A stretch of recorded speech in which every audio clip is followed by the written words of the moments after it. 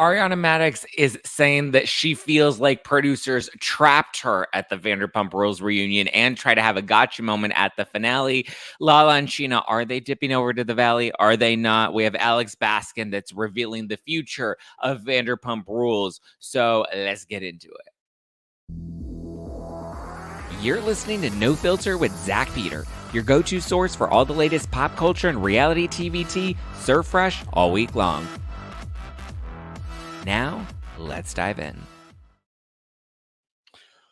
What's going on, everybody? Welcome on in. Welcome on in. Welcome on in. Let's get it. Get it. Get it, girl. Get it, girl. To the front, to the right, to the back, girl. It's your night. What's going on, everybody? Everybody, clap your hands. Clap your hands like you clap your booty cheeks. Happy Thursday. Thursday. What's going on, everybody? In the club. I hope you guys are having a great week. Hopefully you are fully caught up on Vanderpump and the Valley and the finale and all the things. Now everyone's talking, right? Ariana's over here doing Katie's podcast and they're talking about the season. We have Lisa doing Call Her Daddy. We have Alex Baskin that's doing an interview for The Hollywood Reporter. They're all ready to talk about it and mention it all. Oh, wait, there is one thing that I have to share with you guys because this was like I don't know if I want to call it like a moment of validation, but let me see if I can pull this up for you guys because it was really funny. But let me know how you guys are feeling. Now, I feel like I'm happy that the season of Vanderpump Rules has come to an end because I feel like now we can actually like breathe and we can hopefully get back to like just having, well, no, because we're going to fight about Jersey and we're going to fight about everything else that we're probably going to fight about.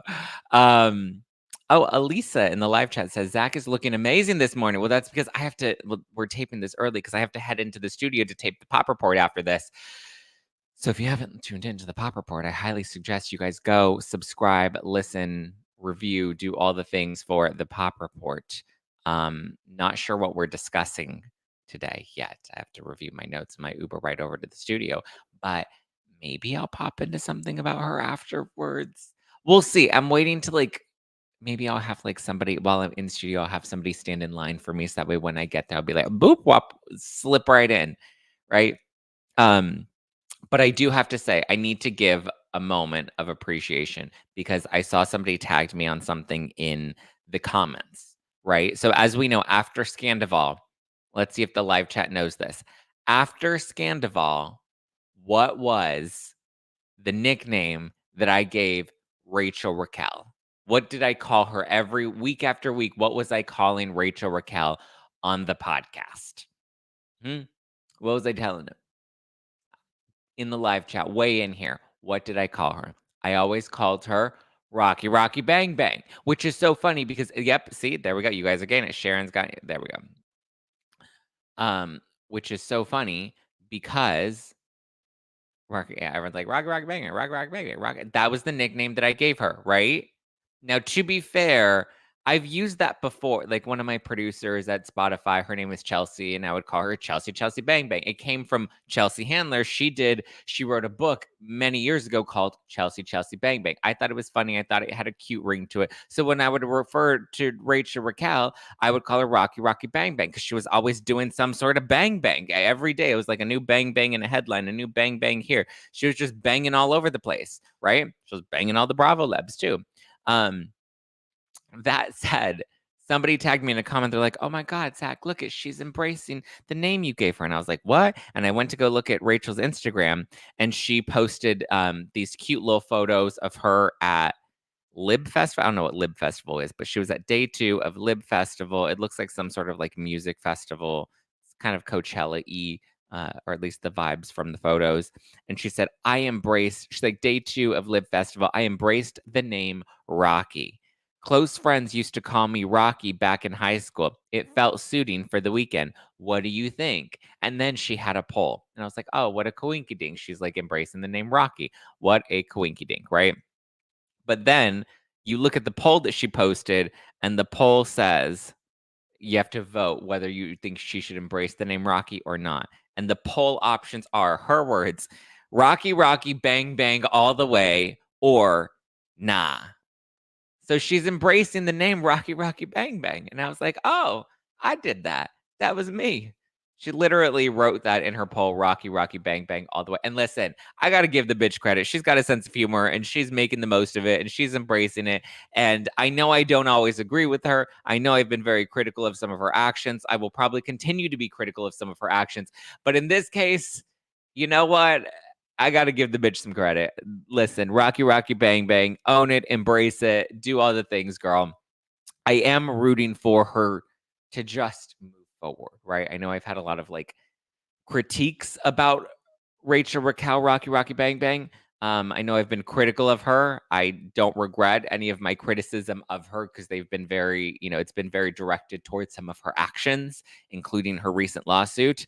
So I'm still going to be me. I'm still going to stay true to my opinion, the same way I have been with Lala and Ariana. I know a lot of people have not been happy about that. So many people in the comments, like yesterday, they were like unsubscribing, unsubscribing.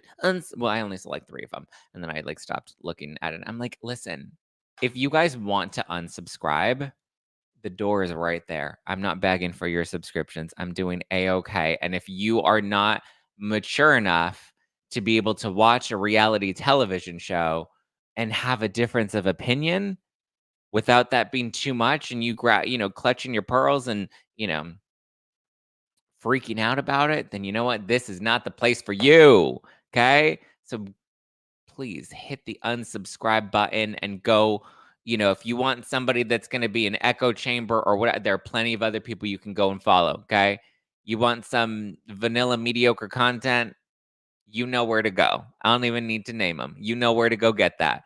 I'm going to give you my opinion. I'm going to be honest. I'm going to disagree with some of the people in the live chat that I know are diehard loyal Zack Pack members. And we're still going to love each other at the end of the day because we love Bravo. We love reality TV. We love these shows and we're allowed to see things differently, right? Nuance exists in this world. There are things that can be multi-layered. We can have a multitude of opinions. I can support Ariana and support Lala. I can like Ariana and like Lala. It doesn't have to be divisive. I can literally agree with one and disagree with the other. And you know what? We're going to get into it today again, right? Pamela says, that's why I like you, Zach. You tell it like it is unapologetically. Listen, and sometimes I'm wrong. Sometimes I get it wrong. And other times, I always try to remind people when they're like, Zach, you're not right. You have a wrong opinion. I'm like, well, opinions are subjective. So they are, true to the person that is holding the opinion, right? They're not objective. They're not fact. We look at things, and again, I like to look at things with a little bit of nuance, which I know is rare these days, but it's okay for us to have a difference of opinion. If you can respect that and you can have some cheeky jabs in the live chat, but also still have respect for your fellow reality TV lovers, this is the place for you. If you're a little pussy ass bitch that's too immature to do that and you're going to get your little feelings hurt and your butthole's going to be all clenched, then you know what? Hit that unsubscribe button real fast. Okay, let's get into it. But shout out to Rocky Rocky Bang Bang. Shout out to Rachel Raquel. I haven't even called her Rocky in quite a while. I don't know if I believe that people in high school were really calling her Rocky, like really calling her Rocky, because remember her name was Rachel, and then she became Raquel, and then now she's whatever. Listen, props to you, girl. I respect it. Okay, let's talk about what we're going to talk about first. Mm, mm, mm, mm, mm, mm. Do you want to talk about? Oh, Sonja Morgan. This is an end of an era.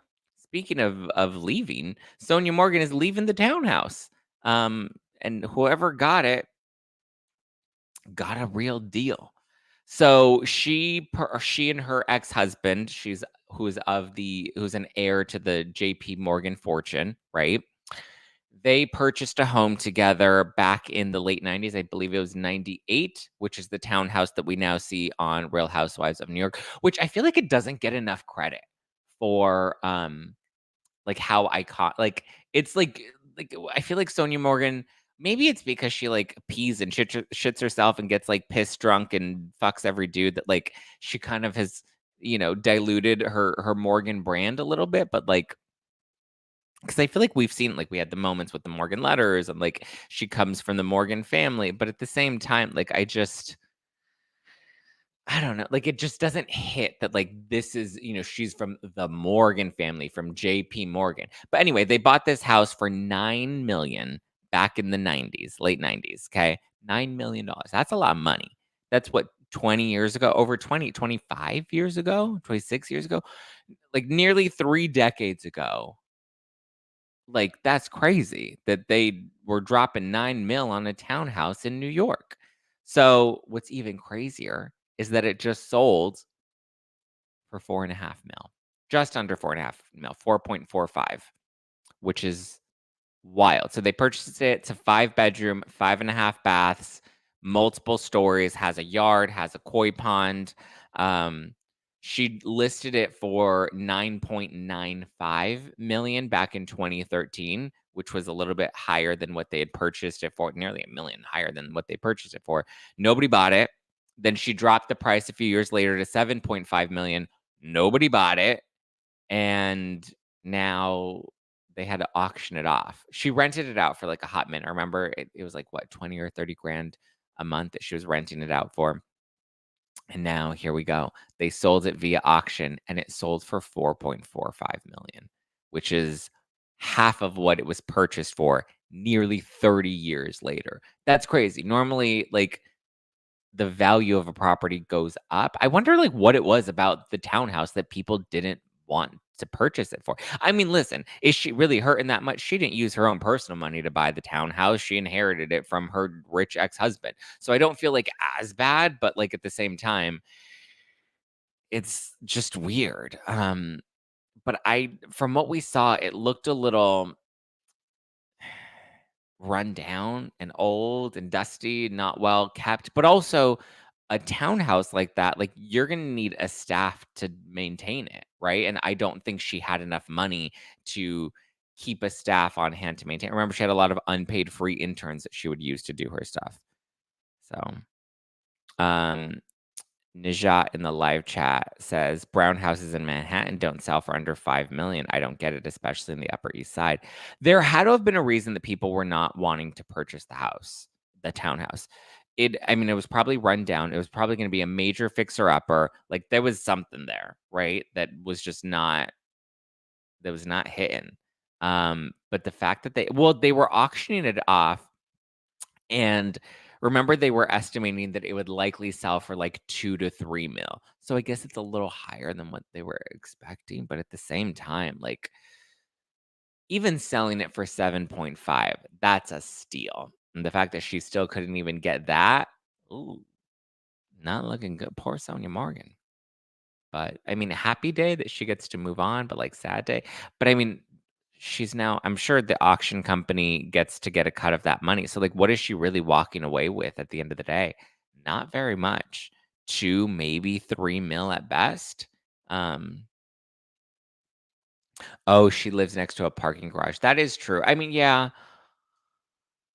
I mean, location, I'm not sure exactly where she lived, but even fixer uppers go for above 8 mil. Yeah, in New York. Yeah, you know? So she ain't gonna walk away with much. But also, well, she was probably thinking, like, oh, he left me this house. He was probably thinking, listen, I left you this house. Like, that's your parting gift. That's what you get at the end of the day. And it was just, oh.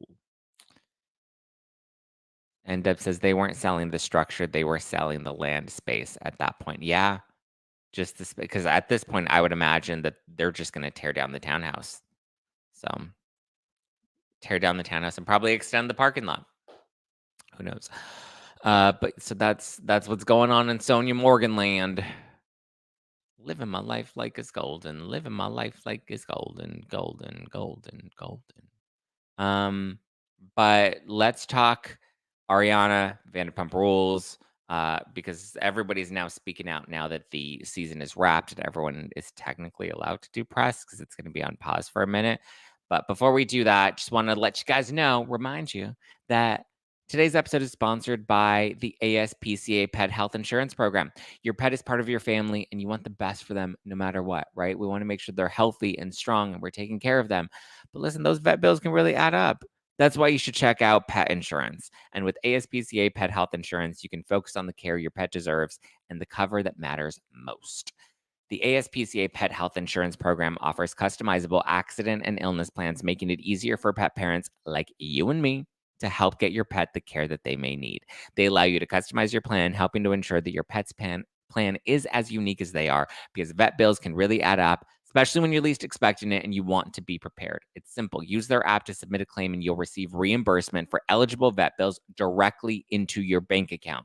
To explore coverage, visit aspcapetinsurance.com/no-filter. That's aspcapetinsurance.com/no-filter. Again, that's aspcapetinsurance.com/no-filter. This is a paid advertisement. Insurance is underwritten by either Independence American Insurance Company or United States Fire Insurance Company and produced by PTZ Agency Limited.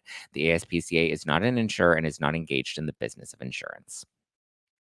We have reached the weekend, though, and if you are ready to have a little fun now that we're getting into summer, I highly suggest you guys check out Dry Farm Wines. It's my favorite. I like to call it my hangover-free go-to wine. It's a subscription that gets shipped directly to your door per your preferences. You can get like a box of red, a box of white. You can get a mixed box. I know right now they have a rosé box.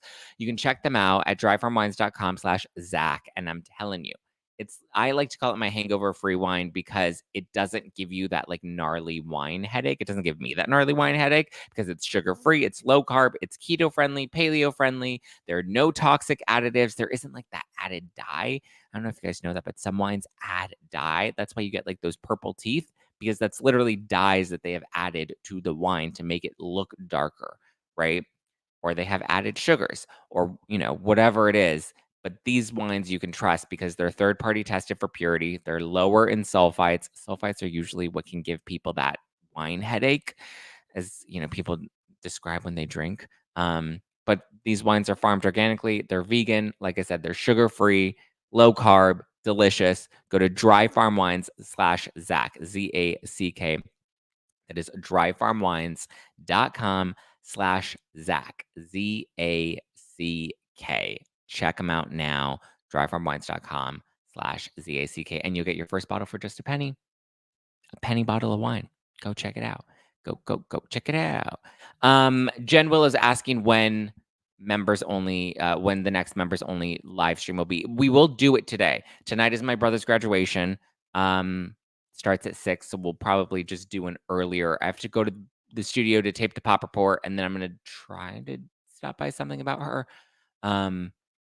So let's aim for like 3 p.m. You'll get a notification. We'll do a members only today for sure, though. I know, we've been a little off schedule, but I appreciate your patience with me as we've been navigating this new schedule. Thank you. Appreciate you. We will have a members only today. I'll make sure we get that scheduled. So make sure your notifications are on. So that way you get a notification when the live stream is coming up and then once we actually begin. And I want to do like an Instagram live stream. We haven't done one of those in a minute either. Zach is busy getting his bag. I'm trying, Nikki B. Nikki B, I met Nikki B at Schwartz and Sandy's the other night. Hi, Nikki. What's going on, girl? Okay, let's talk Vanderpump because I know that's what you want. That's what I want. That's what I want. So, first of all, Lala Kent and Scheana Shay will not be joining season 2 of The Valley. So I know there have been some rumors about what's going on with Vanderpump and what's going on with The Valley and when is The Valley going to start production and who's going to go where and who's going to do what. But first off, LVP was just, as we talked about yesterday, on Call Her Daddy, and she told Alex that there are still hold on Vanderpump Rules, so she does not envision this being an ending. She envisions this, continuing on. But Alex Baskin, he spoke to The Hollywood Reporter. That's been going around. He says that there's still a core group of friends there, or at least a core group. I don't know how much we can really say that they're friends at this point because, some of those relationships were fractured and I feel like they're rebuilding some of those friendships. So, but he's saying that he could see them maybe adding in some fresh faces, adding in some new blood, and letting whoever wants to move on from the current cast, letting them move on. Because there were questions about, well, is Ariana going to move on because now her schedule is really busy? Or is Lala going to move on because after the reunion, she seemed like she was ready to be done with the show? And Alex was saying, well, he's like, listen, how many times I've gotten a resignation letter from reality stars after doing a reunion. Usually they all want to quit. Nobody wants to come back after doing a reunion, but eventually the dust settles and they decide to come back again. He's like, so we don't know what's going to happen, but right now the cast just needs a bit of a pause. They normally film in July. And so he's like, right now, this would be when we would go into our pre-production meetings. He's like, but right now, I just don't think anyone's in the place where they want to think about that. They just want to move forward and, you know, get some fresh perspective, get some fresh air, maybe take some breaks from each other before figuring out like who makes sense to move forward, who wants to move forward, what relationships make the most sense, so on, so on, and so on. He says that there aren't any plans, though, to keep breaking the fourth wall. He says he doesn't want the show to become about filming a show.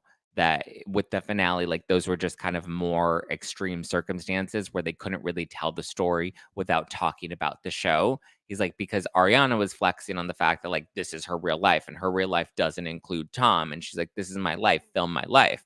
But at the same time, to Lala's point, he's like, but yet she chose to stay on a show where her life is documented, yes, but she also chose to stay on a show where she's technically tied to Tom Sandoval. So even though her real life doesn't include Tom, her show life does include Tom because they're both cast and supposed to be on this reality show together. So he's like, it makes it challenging because it's like, yes, you can say that this is your real life, but then you also have to acknowledge that your real life does involve having a contract that is connected to somebody that you have to film with because that's part of the show. The show is a group show. It's an ensemble cast. So he's like, that's where it kind of got a little dicey because we couldn't tell the story without, because Ariana on camera was like, this is my life. These are my boundaries. You should respect that this is my real life. He's like, but the reality is her real life also involved being contractually tied to Tom Sandoval as much as she didn't want him in her personal life. And so that's where the lines got a little blurry. So he's like, so we had to tell Lala's side of it because Lala was looking at it from the show perspective and the cast had frustrations because they're trying to do their job of filming a show. And he's like, producers don't force anybody to do anything. We don't want anybody to like do anything that's inauthentic to them. But at the same time, we are still making a television show and the audience is aware of that. And so there are times where the lines get blurred and we kind of just have to obliterate those lines and film the story and tell it as it is. But there are no plans to make the show about filming a show moving forward. They do still want to focus on everybody's individual relationships and individual stories. He says that this is not where he sees the show ending, despite all of the speculation that's out there. He said that there have been so many evolutions of the show over the years, and he believes that there's still a lot more story with this group to be told. And he also said that the ratings are strong, so it's highly unlikely that the show is going to be ending. He's like, no, the ratings are strong. Bravo's not going to cancel the show. He also says that while we can expect more of the cameo crossovers, there are no plans to bring any of the Vanderpump Rules people over to the Valley. So we may still see Scheana and Lala make appearances on the Valley, but they're not going to be full-time cast members. He says that the Valley cast is already full enough, and there's already enough story there with Jax and Brittany, and then with Michelle and Jesse. So it sounds like Jax and Brittany and Michelle and Jesse are all coming back together. And the reporter did ask about the challenges of having Jax and Brittany film together and how that would compare to like Ariana and Tom having to film together. And he said that it's a little bit different because Jax and Brittany are tied together because they have a kid together. So they're always going to be in each other's lives. Whereas in this case, Ariana and Tom can very confidently walk away from each other and they don't need to technically still be on the show. They have the option to come back to the show, but they don't need to be on the show and they can leave the show without ever having to speak to each other or see each other ever again. That is a possibility. You do have that clear line in the sand. Whereas with Jax and Brittany, they have crews and they're always going to have some sort of need to be in contact or to have some sort of relation to each other. He's like, so it's a little bit of a different thing. Same thing with Jesse and Michelle. They have a child together, so they're always going to be tied together. And that's going to be part of their stories on the new season of The Valley, which is interesting because when Ariana appeared on Dana and Katie's podcast, what is it called? Disrespectfully or something like that? She was on their podcast and I saw a clip where Dana was basically like, no, you don't have a kid. Like she was shading Lala and she's like, no, yeah, you don't have a kid with somebody else, but like you have a house. And that's like the next, that's like comparable. Like, it's, like, almost the next thing after a kid is a house, and my argument was kind of like, not really. And I think Alex Baskin kind of makes that point clear in his interview with the Hollywood Reporter by saying, like, the difference between Jax and Brittany and Ariana and Tom is you can't compare a baby to a house. A house is a finite physical object that can be sold and done with, right? You can divide the house evenly, split it up, half you get your money, half you get your money, and it's done. And you never have to associate with the house again. But to say that a baby is somewhat the same thing as owning a home, like, they're very different. When you have a child together, that never ends. Your responsibility as a parent continues on even when you have a child that's fully grown, you know? It's just, I mean, you're still even if you have a wedding, you're still like, if I choose to get married tomorrow, my father and my mother, even though they haven't dated in many, many years, they still like, I'm still the thread that ties them together. And even though I'm a grown adult, I will always be the thread that ties them together because they share a child together, you know? So it was a really dumb remark. And I was so surprised that so many people were agreeing with her because I'm like, they're very different. People have houses without babies and vice versa. A baby is a baby. Exactly, Laura. I agree. People have houses without babies and people have babies without houses, but you can't compare a baby to a house. They're not the same thing, you know? Brittany says, I'll say it with my whole chest. If you own a home, you'll understand it's a whole investment for most for life. You can rent it out and have property. That yes, that is a possibility. That's a good point, Brittany. Thank you for making that point. I agree with that. It is a possibility that it is an investment and it can be an investment for life. My point is you have the option to opt out of it. Which I guess you technically have the option to opt out of a child by like signing over your rights and walking away from it. But I don't feel like I feel like, yes, a home can be a big responsibility, but you can buy one person out of the home. You can sell the home and split it all together. I just personally, opinion, don't think a baby and a house are the same thing. Um, and listen, it's not something she can necessarily relate to. And that's not a bad way. If I don't know if Dana chooses to have kids or not, but let's get into Ariana talking about feeling trapped. Oh, anything else that Alex Baskin said? Cameos, and he says that he touched on the new season of Beverly Hills, and he says that it's going to be bananas. So he's like, it's already going to be good. And Bose, the newbie, he's like, she's really strong and she has a lot of opinions, and it's already off to a great start. And we just had our first cast trip, and it was fun and it was light and there was healing, but there was also drama. So we'll see where it goes. We shall see where it goes. Okay, Ariana. She, like I said, was on Katie and Dana's podcast. And she says, this is a direct quote. It felt like, well, we kind of she was talking about the reunion and how they use the final 5 minutes that they save for the cast for the end of the reunion, which Katie said that she didn't like, and Dana said that she didn't like because they felt like it was a gotcha moment for Ariana, and Ariana agreed. She said it felt like, well, we have her trapped in this room, so we didn't get what we wanted to get. This like some sort of tearful. We didn't get to break her down in real life in the moment. So we're going to retaliate by doing this right now in a place where she's contractually obligated to be and try to force this moment now. She's like, it's great. I cried. She's like, are you guys happy now? And she says that, she stands by her guns by saying that she gave them the best fucking ending to what the season could have been had, like, which is what she said this, I think, at the reunion. She said, I gave them the best fucking ending to what that season could have had in that moment by leaving. She said, it was real and it was exciting to watch. Sorry if you're looking at it from a perspective of like good reality TV. I gave a good reality TV. Standing there, this conversation that was like being this fake thing, manufactured thing that was like wanting to be had would have been a boring cap to a boring season. One, I would say I don't think the season was boring.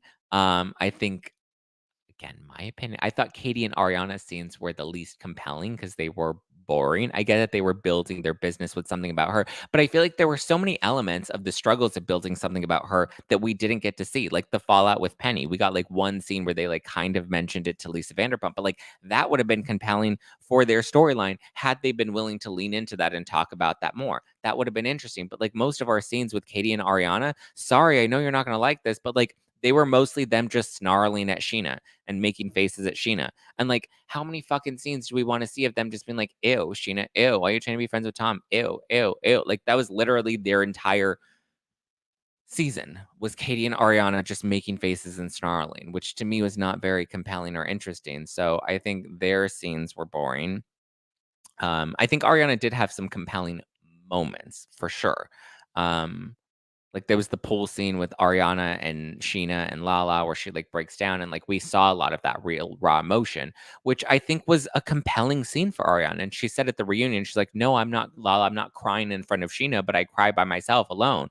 It's like, that would have been great to share on the show. That way people could actually understand the pain that you were the pain that you were feeling in those moments, right? Because I feel like I was a little judgmental of Ariana through some of the beginning of the season, but then when I saw her break down and be really vulnerable about this being her dream home and how now she has to give it away and she feels like it's unfair that Tom gets to keep this home that was her dream, I was able to finally be like, wow, I get it, you know? I get where that pain is coming from, and I didn't understand it before as to why she was so hell bent on keeping the house. But then when she talks about it in the sense of like this was her dream home and it's not fair that he gets to break the home and then keep the home when it was something that she's always wanted, I understood it. But we didn't get many of those moments because she didn't give us many of those moments. So when she's saying at the reunion that she had a lot of those solo moments where she was crying and breaking down, those would have been compelling to watch. We saw Tom cry and break down because he was willing to lean into those moments on camera and share those moments with us, which is part of a reality show. I didn't really care about them, snarling at Scheana and like building something about her when there weren't many updates that they were willing to be open and honest about when it came to the business of building something about her. Again, the Penny storyline would have been wildly compelling. I just don't think they wanted to give Penny the camera time or the energy, or maybe Penny had some solid points against Katie and Ariana that they didn't want revealed on the show. I don't know. I'm just saying, I don't think that I disagree with her by saying that the season was boring and she gave them the best ending. I don't think she gave them the best ending. I said this in yesterday's episode. The editors deserve the credit for that. And Alex Baskin also said that in his interview with the Hollywood Reporter. He said that they gave a lot of credit to the editors because that final like montage, those final 5 minutes were chilling. They gave people goosebumps. He said we were all watching it on the set of the reunion and like had goosebumps watching all of that because it was such a interesting way to tackle that final scene in the finale. But like had we not broken the fourth wall, had we not had that throwback that montage, like, Ariana's taking credit for walking out saying that she gave them the best fucking ending. What was the ending? She didn't look at Tom. She didn't talk to Tom. She walked out and she's like, let's go to Applebee's. Like, there was nothing interesting about that. Had we not broken down those walls, that would not have been compelling. It would have been boring. It would have been lackluster, which is why they had to lean into breaking the fourth wall and they had to lean into, reflecting on the last 11 years on the show, you know? Mama Llama says, I don't cry in front of people. Everyone deals with emotion differently. I agree. But if I'm on a reality show and the story that I'm sharing is my grief, then I know that part of grieving is going to be crying on camera. And Ariana's talked about her mental health in the past. Like, I'm just saying, I would have appreciated those moments because I think they would have given a lot more context into the grief that she was feeling. And that scene at the pool with Lala and Scheana, I think, was a great example of that because we did see her finally break down. But Ariana continues by saying that, her walking out, it was real and it was exciting to watch. She said, sorry, if you're looking at it from only a perspective of like good reality TV, I gave you good reality TV. Standing there, this conversation that was like being this fake thing, manufactured thing they that was like wanting to be had would have been a boring cap to a boring season. She says that it would have been Miami Convo 2.0, which was the convo with Tom and Kristen when he cheated on Kristen with Ariana, right? Remember that convo? Tom and Kristen.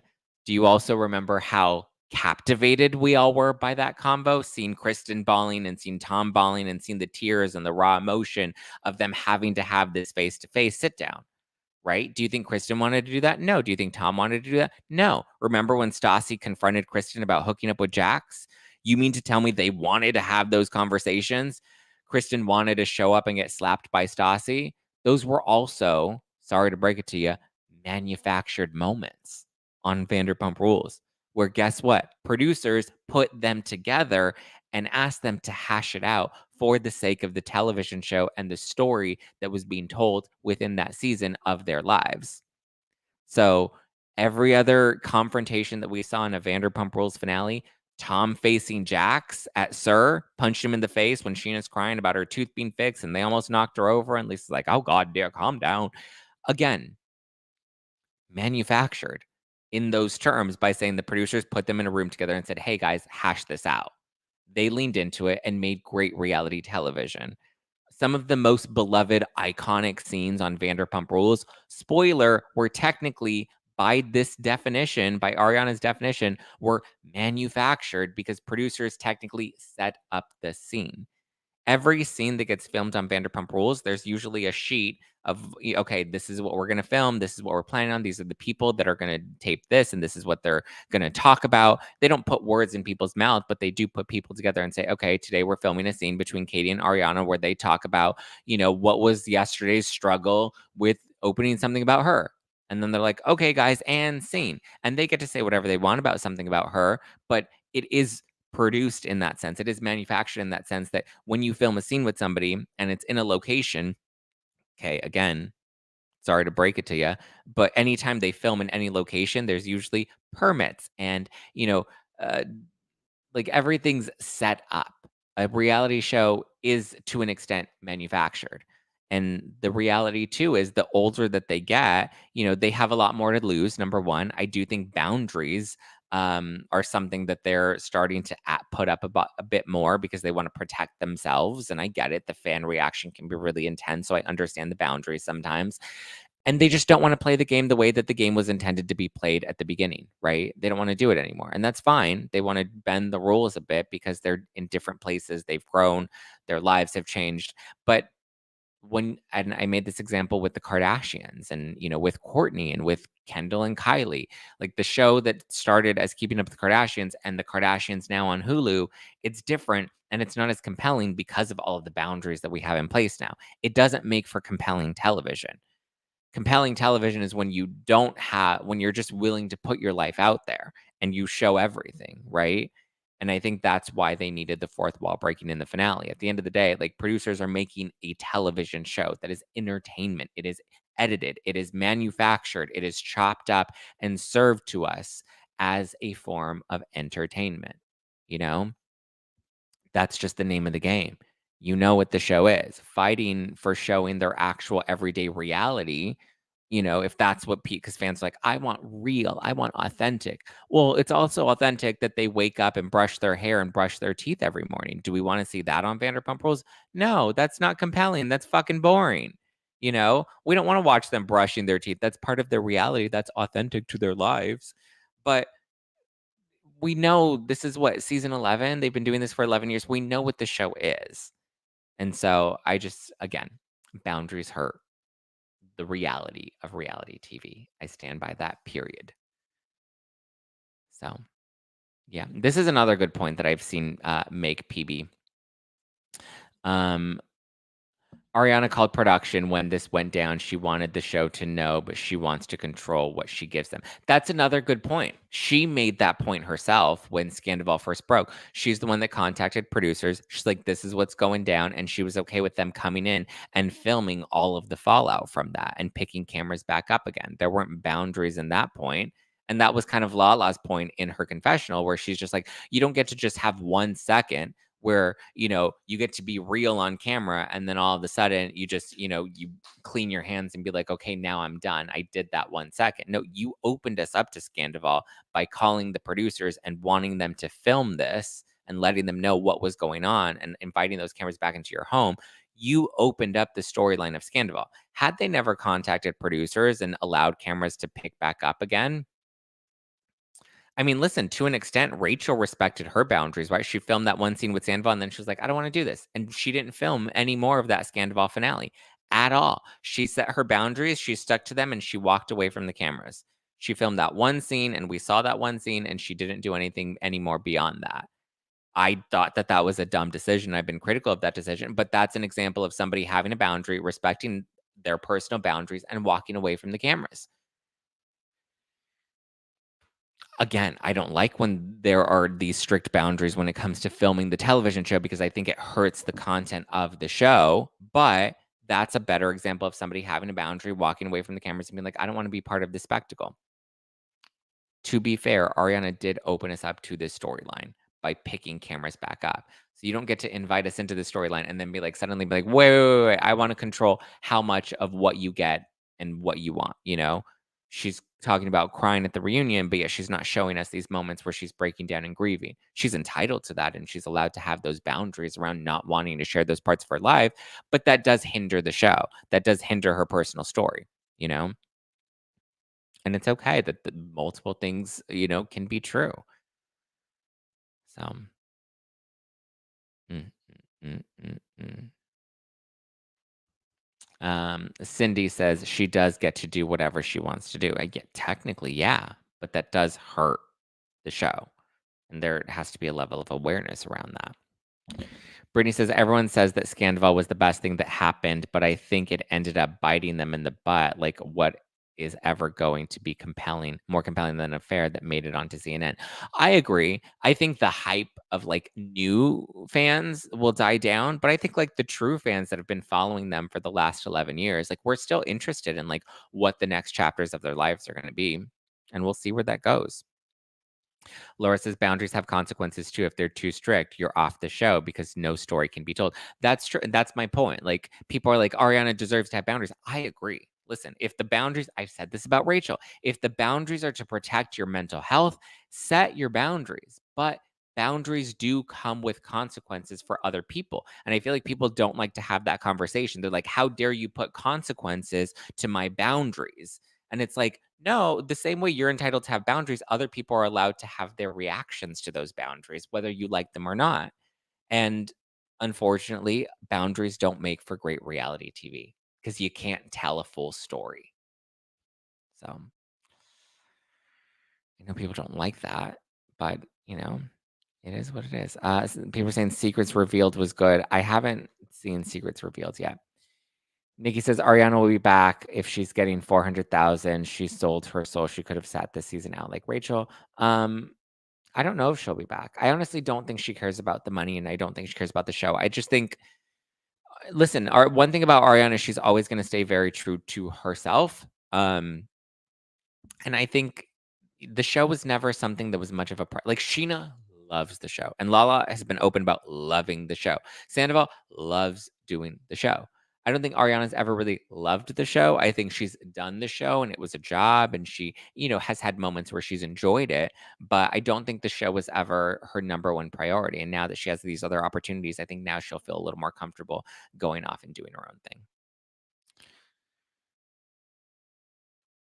thing. Um, Desert Mom says, I love Lala and Scheana. My problem is she never watched the show this season. I think that the cast should watch the season the way that they can get reactions of the people of what people actually said behind their backs. Very true. However, Ariana did say that she did finally watch the season and that she would do nothing different and say nothing different. So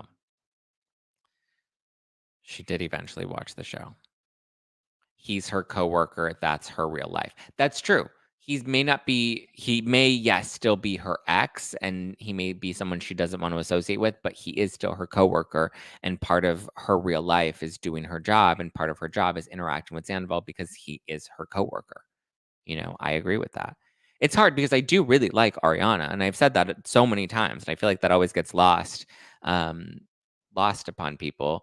But like, I do like Ariana. I do want to support Ariana. Sometimes I'll throw some cheeky little shade at something about her, but like, that doesn't mean that I want their business to fail. I absolutely want their business to thrive and succeed. Do I think that it will? I don't know. Time will tell. We've seen the struggle with Schwartz and Sandy's, and them trying to keep that alive and them working hard to do that. We'll have to see about something about her. But Listen, I don't want them to fail. I want Ariana to thrive. However, I do have opinions about the situation that's being presented to us on this television show. Zach is in his Dom top era. I feel like I've been in that era for like a little bit of a minute. Let's see. She's done with the show. She's done the show for money. Yeah, I think she's doing the show for money. We need Stassi and a camera.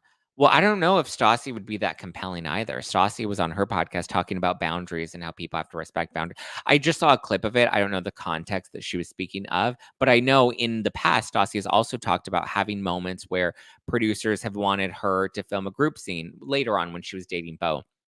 They would want her to participate in a group scene. And she would be like, nope, I'm not participating in a group scene. I'm tired. I'm going to hang out in my hotel room. If you want to film me in my hotel room, you can come and film me and Beau chilling and watching TV in our hotel, but I'm not going to go out. I don't want to talk to them anymore. I'm done for the night, which is real. And that's her reality. And she said, I would tell the producers, if you want my reality, this is my reality. I'm ready to go to bed. That's true. That's real. Those are her boundaries. Does that make for an entertaining television show? No, I don't want to film Stassi in her hotel room with Beau eating popcorn and watching Game of Thrones. Not interesting to me. Doesn't make interesting entertainment. However, those are still her boundaries. She's still entitled to those, but that also means she's maybe going to get less camera time, or that also means that maybe she doesn't come back for another season because she doesn't care to engage with the rest of the cast. That's what, I love Stassi, but, that's also very true.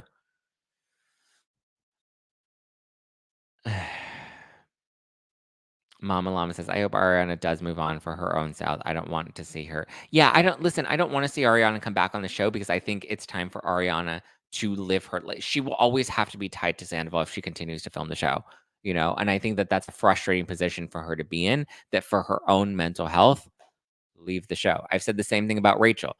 From Rachel's own mental health, don't come back to the show. Stop talking about the show. Move on from the show entirely. Go be, what does she want to be, a kindergarten teacher? Go be a kindergarten teacher, Go do other things that don't enthrall you into this world that's so toxic and challenging. Sarah Ann says, I can like you and still think you're acting out of pocket. Exactly. Thank you for saying that. I feel like we're not allowed to do that. We're not allowed to like someone and also dislike some of their behavior, right? I can like Ariana and disagree with how, she's reacting in certain situations. That's okay, you know? That's normal. That's part of my job. That's part of me enjoying this reality show that I've watched for many, many years. It is what it is. It's all good, yo. It's all good. All right. Thank you guys for listening to No Filter with Zach Peter. I love you. I appreciate you. I hope you have a wonderful weekend. I will do members only later this afternoon. So if you're a member of the Zack Pack, don't worry, you will get your bonus episode. You will get your bonus live stream. Maybe I'll hit up something about her and then I'll have something to tell you on the members only. But I'll talk to you guys soon. I love you. I appreciate you. Give me a follow at Just Plain Zach. Follow the podcast at No Filter with Zach. Check out a new episode of the Pop Report. We drop new episodes every Wednesday and Friday. So there is a new episode out right now, and I'm about to head into the studio to go tape Friday's episode right now as well. So I love ya. I appreciate you. Give me a follow, and I will talk to you soon. If you want a cameo, I'm doing personalized messages. You can always book a cameo with me. The link's in the description below. You can look up Zach Peter or Just Plain Zach on Cameo. Be sure to check out Dry Farm Wines. Get your pets some pet insurance, ASPCA pet health insurance. Check them out. All the links are in the description below. I love you. All right. Ciao for now. Bye, guys. Bye, bye, bye. Bye, bye.